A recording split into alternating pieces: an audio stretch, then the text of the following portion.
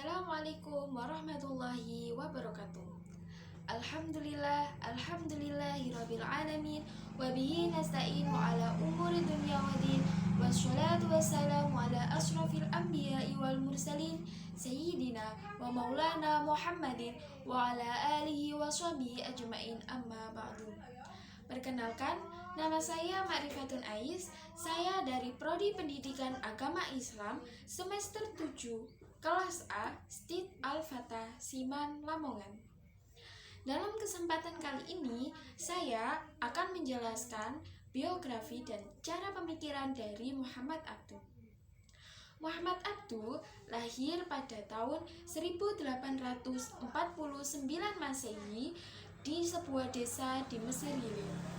Lalu beliau meninggal pada tahun 1905 Masehi di Iskandaria, Mesir. Ayahnya bernama Abdul Hasan Khairullah yang berasal dari keturunan Turki, sedangkan ibunya berasal dari keturunan bangsa Arab yang silsilahnya sampai kepada Umar bin Khattab.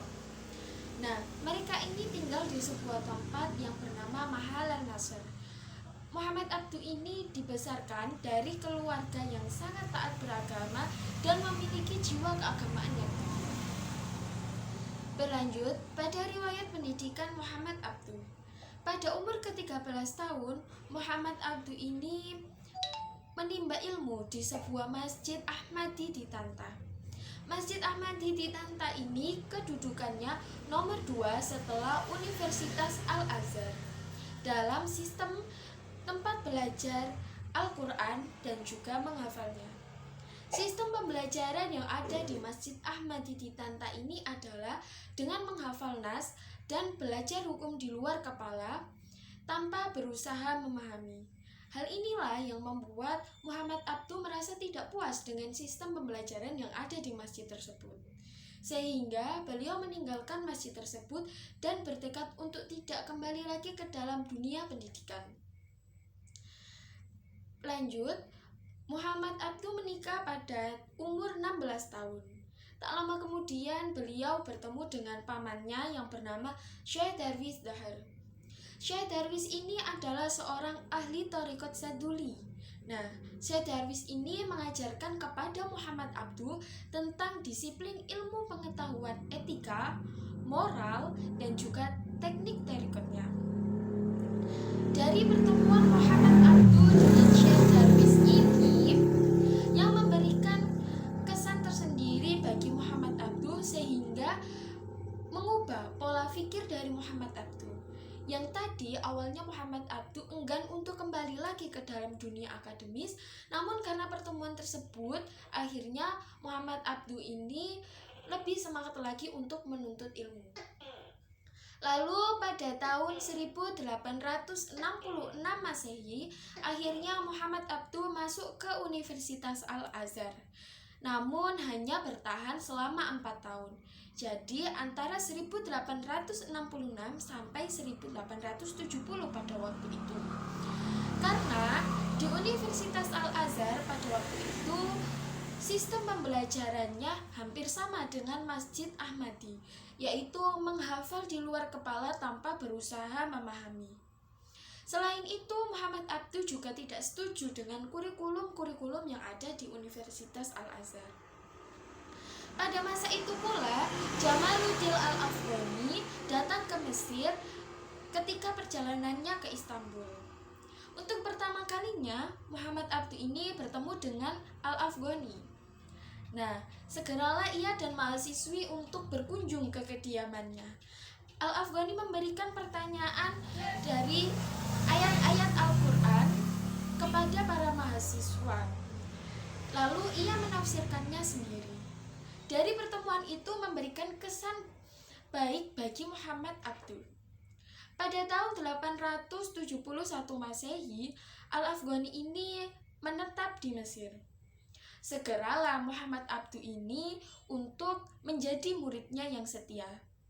Al-Afghani ini memberikan ilmu pengetahuan tentang teologi dan filsafat yang pada waktu itu di Universitas Al-Azhar dianggap dan disamakan dengan bid'ah. Namun sebelum Muhammad Abduh ini berguru dengan Al-Afghani, terlebih dahulu Muhammad Abduh meminta nasihat kepada Syekh Darwis. Syekh Darwis ini tidak hanya menghilangkan kecemasan dari Muhammad Abduh, tetapi juga menasihati bahwasanya segala sesuatu ilmu pengetahuan yang berasal dari akal falsafah itu dapat menyelamatkanmu dalam mengenal dan menyembah Tuhan. Akhirnya pada tahun 1871 Masehi, Muhammad Abduh ini menyelesaikan pendidikannya di Universitas Al-Azhar dan mendapatkan gelar Al-Amin. Lanjut, ciri khas pemikiran dari Muhammad Abduh. Ciri khas pemikiran dari Muhammad Abduh ini yang pertama adalah bahwasanya Muhammad Abduh ini lebih mengedepankan akal daripada agama. Namun Muhammad Abduh tidak melupakan agama. Jadi lebih mengedepankan akal tapi tidak meninggalkan agama.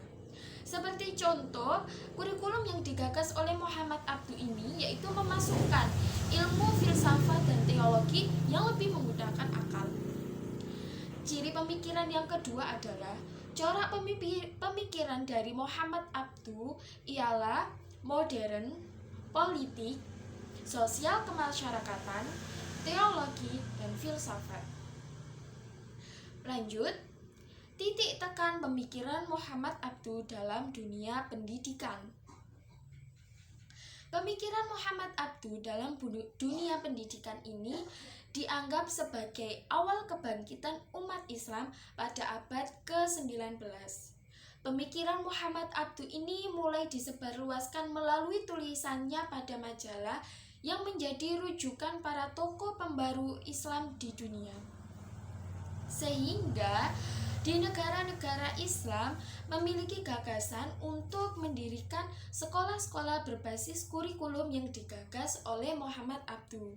Salah satu contohnya adalah berdirinya organisasi kemuhammadiyaan oleh Kiai Haji Ahmad Dahlan di Indonesia. Ini dipengaruhi oleh pemikiran-pemikiran dari Muhammad Abduh dalam majalahnya Al-Manar. Secara umum, pemikiran Muhammad Abduh dalam bidang pendidikan ini ada 4. Yang pertama, tidak ada dikotomi pendidikan dalam pendidikan. Jadi tidak ada dikotomi dalam bidang pendidikan. Artinya adalah tidak ada sesuatu yang dapat dipertentangkan antara ilmu agama dengan umum. Sehingga Muhammad Abduh ini mengusulkan untuk diadakannya lintas disiplin antar kurikulum sekolah dan juga madrasah. Lalu yang kedua adalah pengembangan institusi pendidikan. Yang ketiga adalah kurikulum. Kurikulum menurut Muhammad Abduh ini dibagi menjadi 3. 1. Kurikulum tingkat dasar. Menurut Muhammad Abduh bahwasanya jiwa keagamaan itu dimulai dari usia dini. Lalu yang kedua adalah kurikulum tingkat menengah. Muhammad Abduh ini mengusulkan untuk memasukkan mata pelajaran mantik, filsafat, dan juga sejarah. Yang ketiga, kurikulum Universitas Al-Azhar. Muhammad Abduh mengusulkan untuk memasukkan ilmu filsafat dan juga ilmu pengetahuan modern. Yang selanjutnya adalah metodologi pembelajaran. Muhammad Abduh mengusulkan agar metode diskusi dan